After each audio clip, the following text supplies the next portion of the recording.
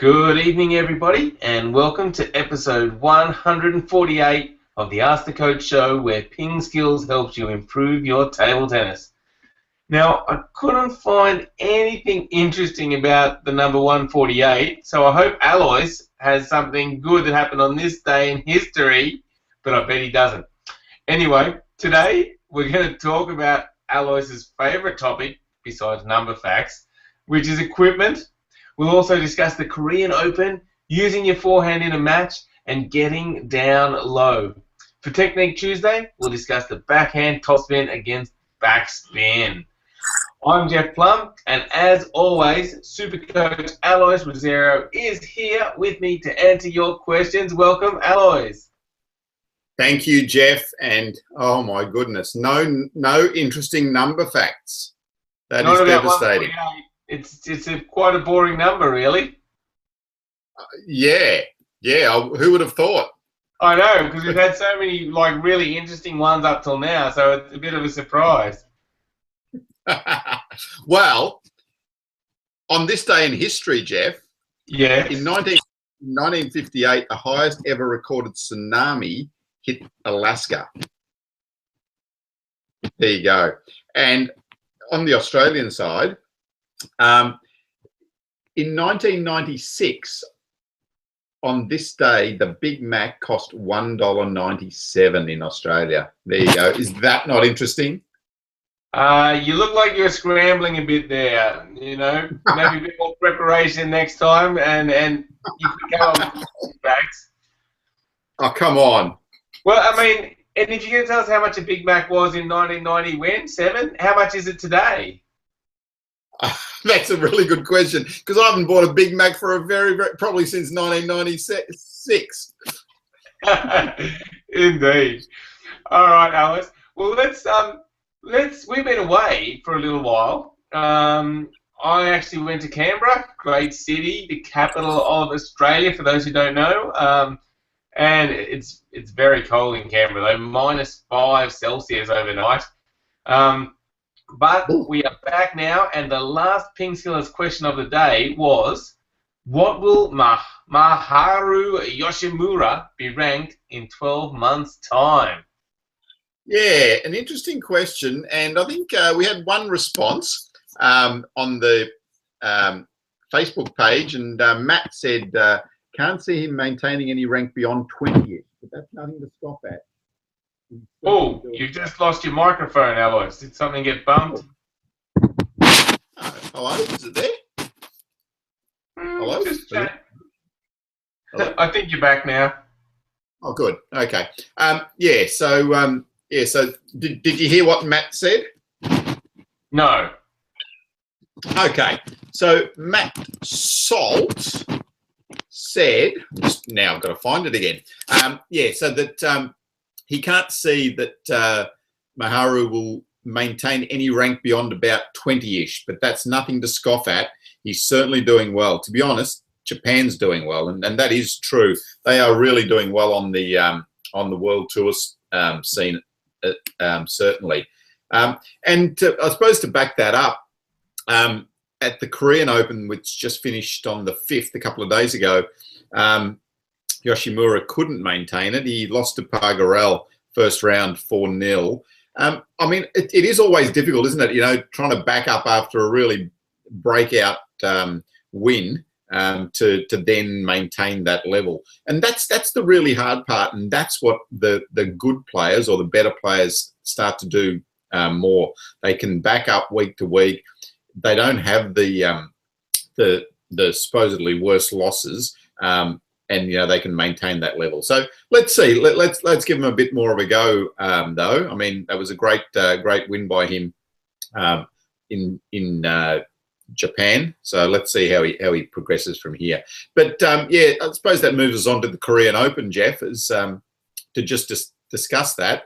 And Korea was the standouts at the Korean Open, which is good to see. So Jung Young Sik, a player that we saw at the Australian Open, took the title there in the men's singles, beating the old favourite Ju Se Hyuk 4-1 in the final. So So we saw his devastating backhand and how explosive that was at the Australian Open.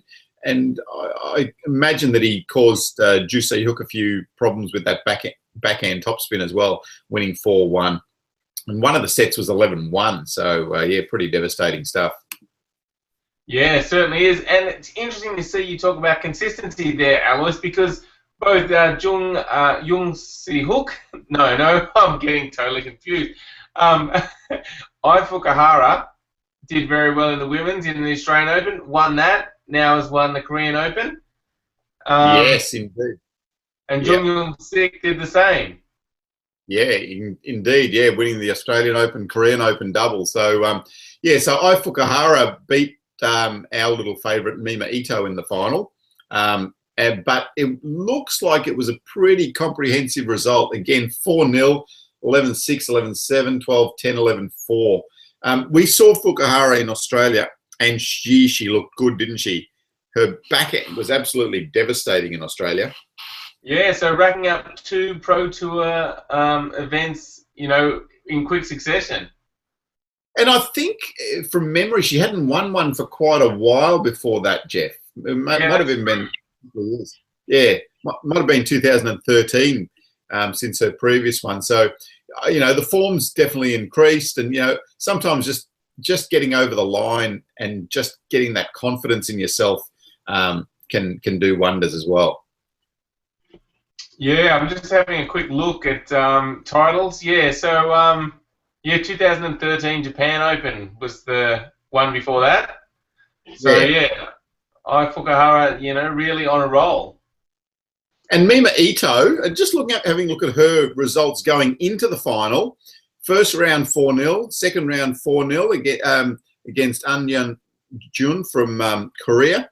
Then she beat her countryman Sayaka Hirano 4-1, 4-0 in the semi against Choi Hyo-ju from Korea as well. So, yeah, had really good form going into the final, but obviously Fukuhara on an absolute roll at the moment. It's good to see. Indeed. All right. Now, let's move on to the PingSkills question of the day, which is, what rules in world sport are consistently overlooked and turned a blind eye to? So again, get involved in the conversation either on our Facebook page, so facebook.com/PingSkills, or on our website at pingskills.com and click on the blog link. Love to hear from you. I'll have to confess that came from Trevor, who I was talking to the other day, and he said, here's an idea for your PingSkillers question of the day. So thanks, Trev, for that. Yes, thank you, Trevor. Good question. All right, now it is Technique Tuesday, Alois, and today we're going to take a look at the backhand topspin against backspin. Aha, yes. It's a really nice stroke when it happens well, the backhand topspin against backspin. One of the really important things is to really make sure you finish all the way through, both with your wrist and with your arm as well. Often we see now in world table tennis, the backhand topspin has become so important in the game. So players are utilising that almost as much as their forehand topspin. Certainly 10 years ago, it was nothing like that. The balance forehand versus backhand was probably 70-30, but now it's almost 50-50 with the backhand topspin, Jeff. Yeah, certainly. It's such an important shot. And Jung Young Sik, as you said, tremendous backhand topspin against the backspin. And so, yeah, it's a really important stroke to learn. Now, I'm interested, you talk about making sure you follow right through. How do people know that they're actually finishing in the right position?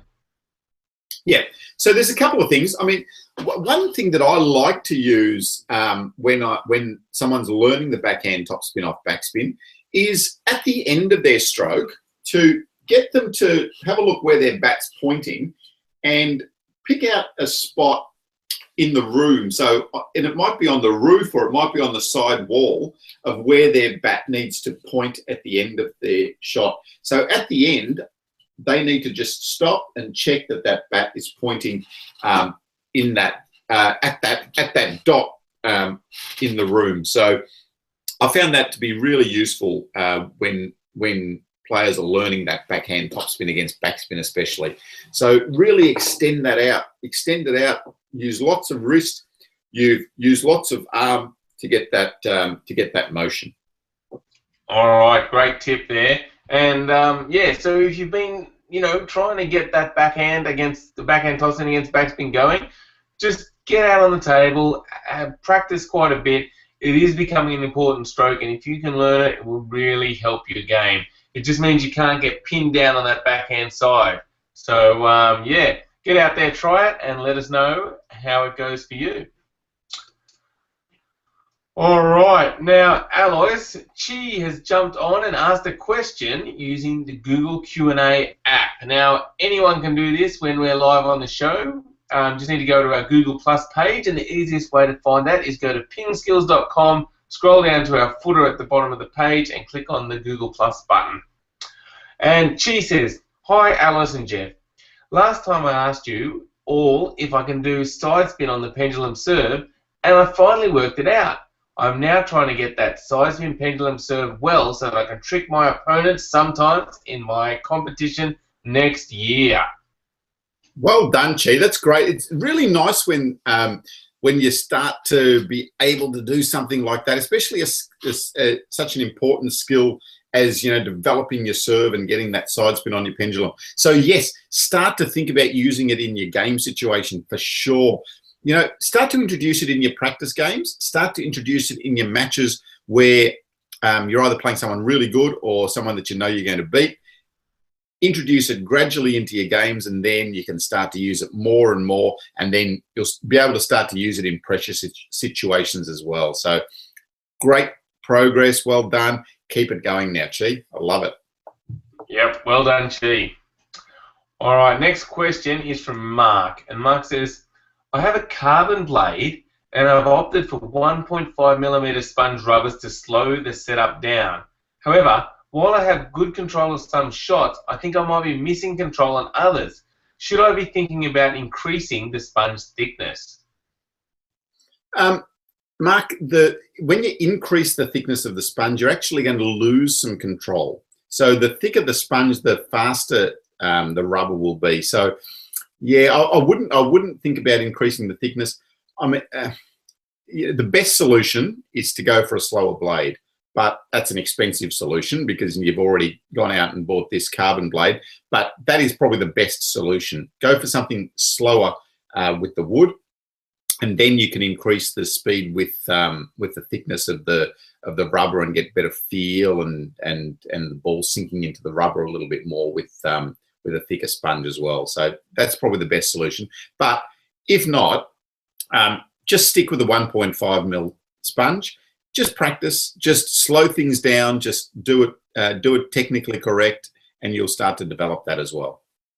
All right, hopefully that helps you out, Mark. Thanks for the question. All right, now, next up is a question from Steve. And Steve says, "Hi, my problem is to use the forehand. When I play a forehand topspin against backspin or others in training, it's not a problem. But in a match, I only play backhand, and I've got long pimples on my backhand. I'm unable to make a point with my forehand. So what can I do in training, Alois?" Yeah. So this again, a really common situation. So you can use your forehand well in the game, in the training situation. Comes to the game, you go back to the safety of your backhand with long pimples. You've got to draw a line in the sand, but also a line in your mind as to where you want to play forehands from in the game situation. So you've got to be strong enough to say, okay, when the ball comes over this side, I am going to play a forehand in this match. And when the ball comes over here, then I'm allowed to play a backhand. If you start to do that, again, start to do it in the matches where you're playing someone that you're going to beat, or just in some practice matches, then you can start to introduce it more in matches that matter more, that, the closer matches and in close situations, then it'll start to become a bit more automatic that you use your forehand when the ball is on that side. So first thing draw a line almost in your mind, but almost on the table where you want to play forehands. If it's on that side, you're going to play a forehand. If it's on this side, you're going to play a backhand. So do that first and practice that in the training situation, practice it in your practice matches, and then start to introduce it in your games as well. Really important part of development of your skills. Yeah, I like that idea, Alois, because once you mark that line, you've said, I'm going to play a forehand, so then you've given yourself no opportunity to suddenly move over and play the backhand. It's kind of clear in your mind.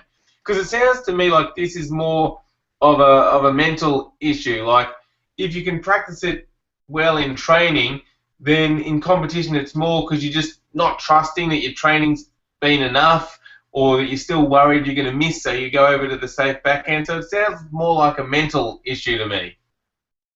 Yeah, for sure. You know, it's I think you said, you know, just having that confidence and trusting your forehand. And the more forehands you hit in practice, the more confidence you will get in the stroke. So, but also then in that game situation, once you start to play it and see that it can work in a game, then that will also develop your confidence. So yeah, great question, Steve. So yeah, really make a decision. I'm going to start playing my forehands. And Alois said, you know, make that line on the table so you've got a mental reference as to where you are going to play your forehands. Get out there, give that a try, and let us know if it helps you out. All right, next up, question from Marv. And Marv says, I see that the professionals crouch down very low when preparing to receive a serve, but they always move before the ball is actually served and receive the serve in a much taller stance. Why do they get so low when they never receive from there? Yeah, interesting one, Marv. And good observation too. So if you watch the better players, they will be in a really nice low position to start off with, but it almost looks like they're moving before the other person hits the ball. They do, because they're picking up the cues of what the other person's doing with their serve. So if they see me doing this, okay, or this, they will start to pick up where that ball is going to move to and what type of serve I'm doing. And that's why they set themselves into motion really early. It's really pertinent, especially the players that use the banana flick or the backhand side spin flick, because they set themselves up in their ready position over here. The ball comes short to the backhand or to their forehand, and they're moving all the way over there. So to cover that distance, they do need to move pretty early. But they do because they see it early. They're seeing where that ball's coming really early by getting some cues of what's happening with the other person's serve. So that's what they're doing well. They're recognizing those cues really well, and that's enabling them to move into position quickly and early as well. Yeah, excellent, Marv. It's great to see you watching the professionals' games. It's a great way to learn, and it's good to see you picking up on little details like that too. So yeah, keep on watching that and keep on experimenting with things you see the professionals do and trying to bring them into your own game. Good work. All right, now, Alois, we've got a few people still on the show live using the Google Q&A app. First up, Dear Donne has said, hi, my favourite Olympians. I have a little trouble with somewhat high balls on my backhand. Do you think it's okay to push them rather than to topspin them? And do professional players do that? At the professional level, no, never. So if the ball's up high on your backhand and you push it, then basically you're just saying to the other person, here we go, come and smack it at me. So, Dieudonné, if the ball's up that high, you need to do something attacking with it. But don't think that you've got to smash it away for a winner. Use your backhand top spin, or if the ball's up that high, you've got plenty of time to step around and utilize your forehand as well. So if you're more confident on the forehand, get around there and use your forehand in that situation. So, yeah, if the ball's up high, pushing it is just not the answer. The ball will go back too high and too easy, and your opponent's just going to go crack. So try to play an attacking stroke off it, Dieudonné. All right, good solid advice there, Alois. And Chi has just said, I I just found out that Alois was an Olympic coach and Jeff is an Olympian. Never knew that until now. And he says, good luck for next year's games. Well, thanks, Chief. I don't think we're going to be in next year's games. Been a long time since I was at the Olympics. Yeah, way too long. 2000 I was in there, Chi. But thanks for the kind words anyway. And Dear Donna has just jumped on with another question, Alois, and said, hi again. I noticed players like Zhang Zique bend their knees as they return a fast ball with a quick close to the table counter attack. Is bending the knees a necessary part of the technique? Absolutely. So legs, knees are so important in your game. Take a look at our lesson on the basic stance and learn from that where you need to be with your legs. You need to be nice and low. You need to be crouched really low to make your strokes happen. So really important that you're bending your knees and getting down nice and low in all your strokes. So yep, take a look at that lesson. That'll help. Yeah, and that's a good segue into this little tip for people wanting to improve. Go to PingSkills.com and sign up for our free newsletter.